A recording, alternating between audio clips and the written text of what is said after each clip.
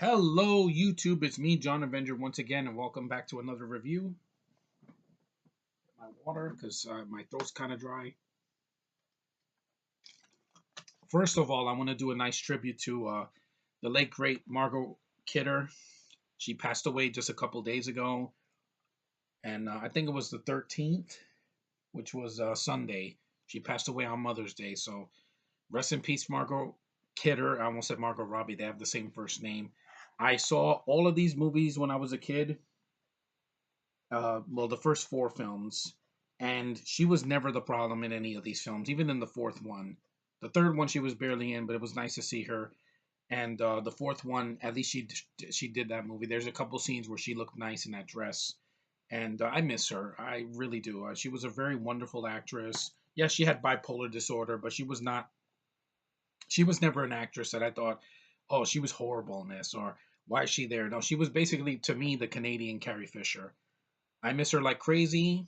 Rest in peace. I know you and Christopher Reeve, you're not suffering anymore. You probably saw each other again. Uh, you gave us a lot more in 69 years than some people can give in 100 years. So rest in peace, Margot Kidder. We miss you. We love you. And I hope your family, gets through this real soon. So uh, may you rest in peace and that people will never forget the films that you left us with. Superman 1, the Richard Donner version of Superman 2, Superman 3 in her small part, and even this crap fest, but she's still in Superman 4. So we'll see you on the other side.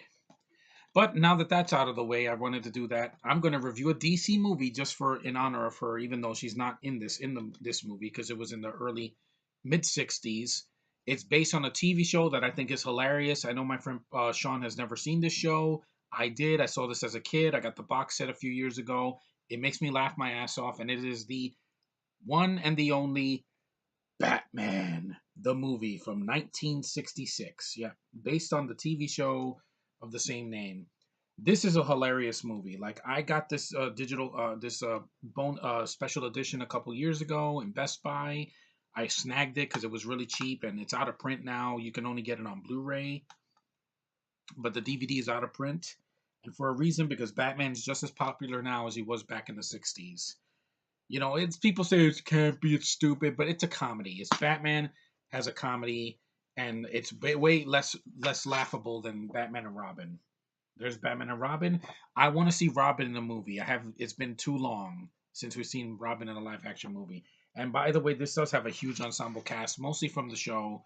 You have Alan Napier's Alfred, and you have these other actors as Commissioner Gordon and Chief O'Hara, and of course you have another late great actor, Adam West. Rest in peace, sir. I miss you.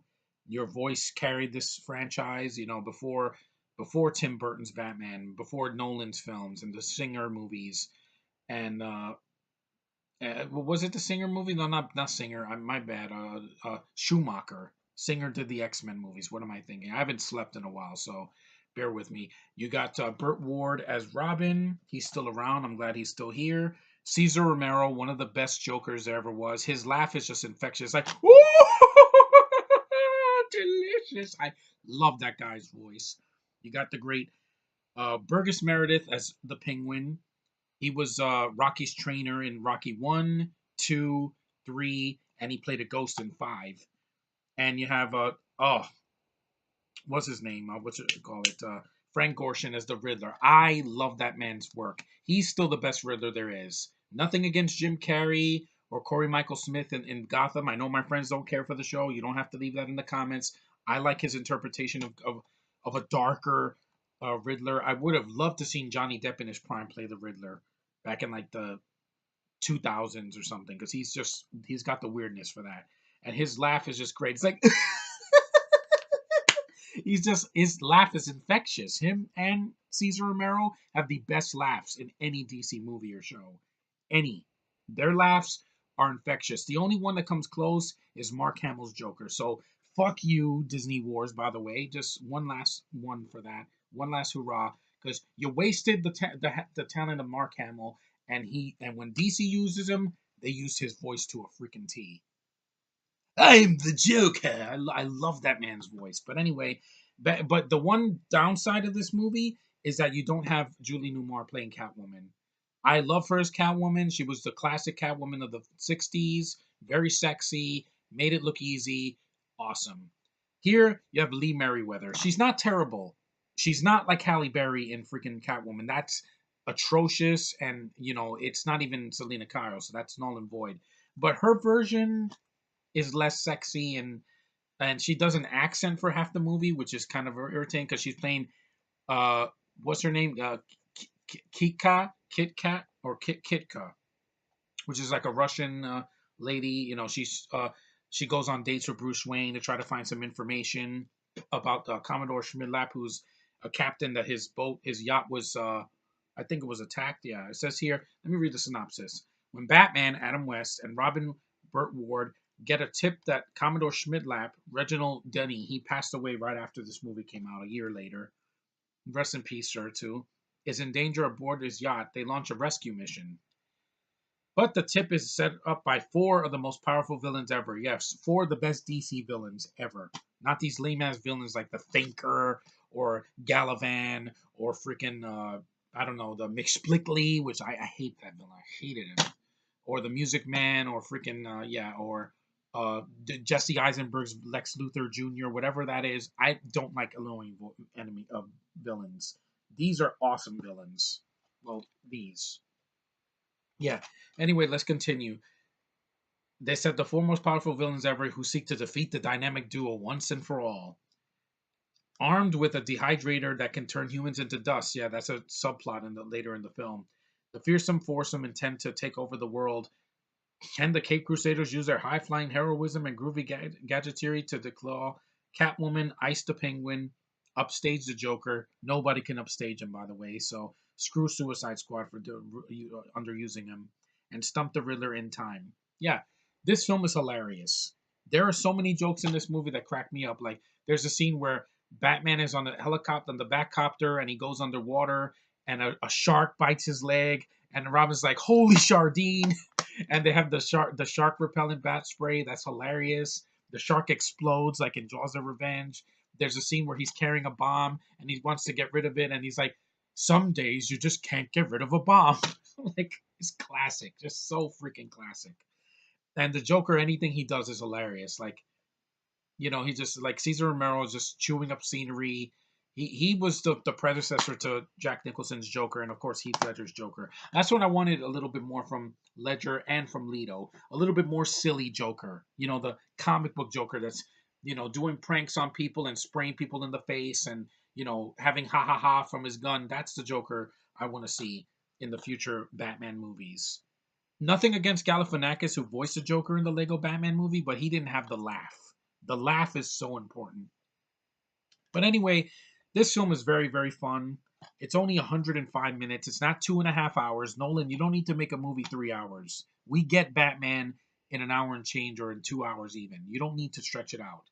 Because this voice is not in this movie. This is a very light movie. It's very funny, very fast paced. Like, it doesn't take forever for something to happen.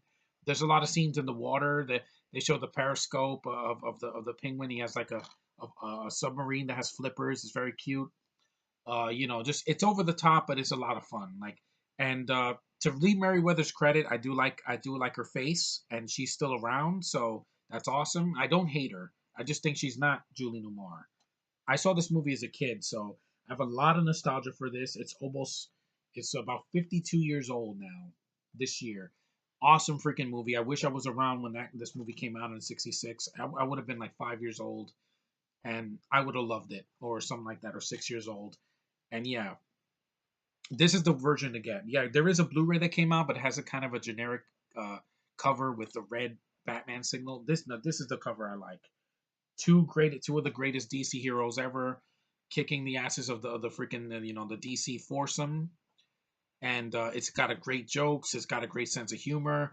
The over the topness version, like the over the topness of it, doesn't rub me the wrong way.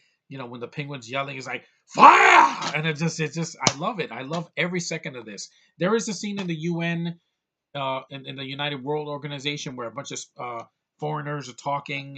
One is British, one is American, one is Japanese, one is Spanish.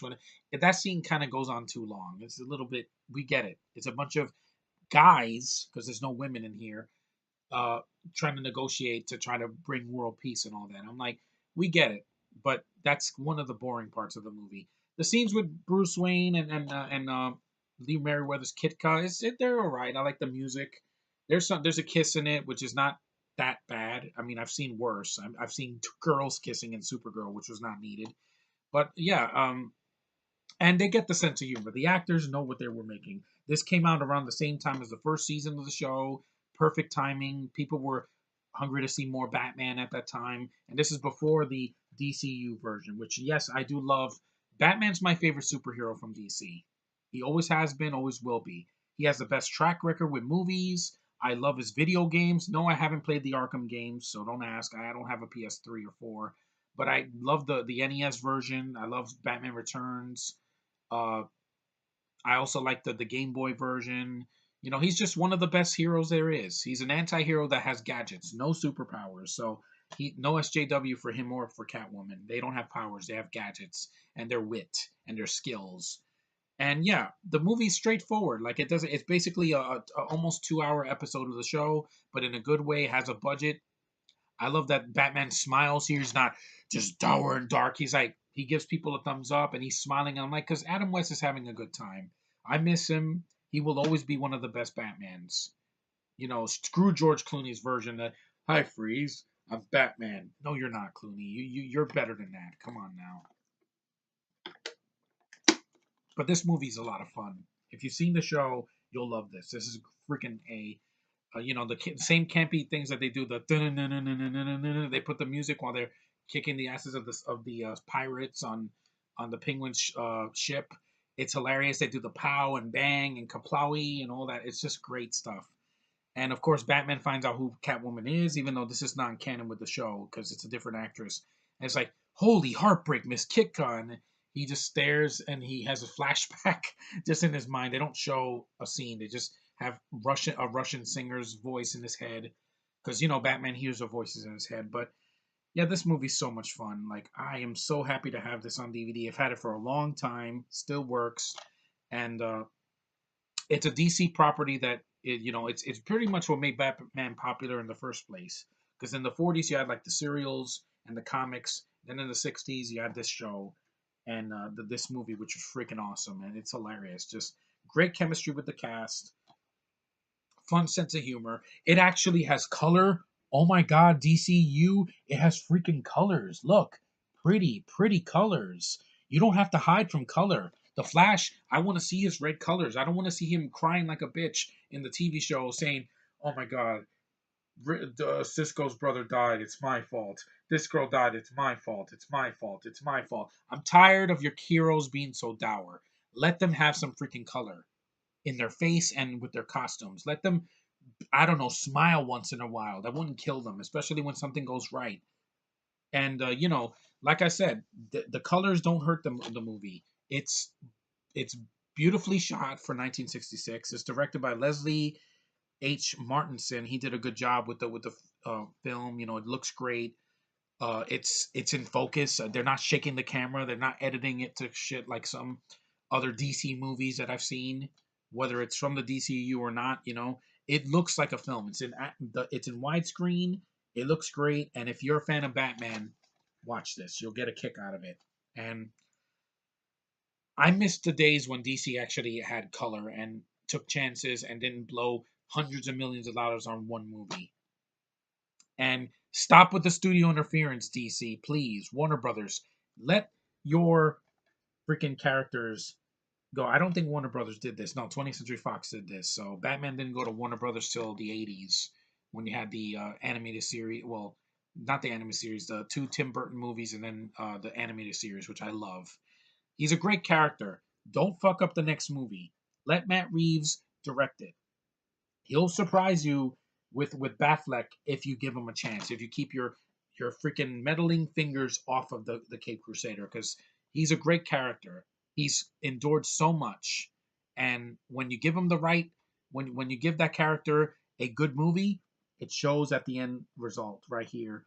and with the '89 film, The Dark Knight, Batman Begins, the Lego Batman movie, one of the best movies from last year, made me laugh my ass off, and they referenced this. I love that. I'm like every reference in that, and just made me laugh. And he's a great character.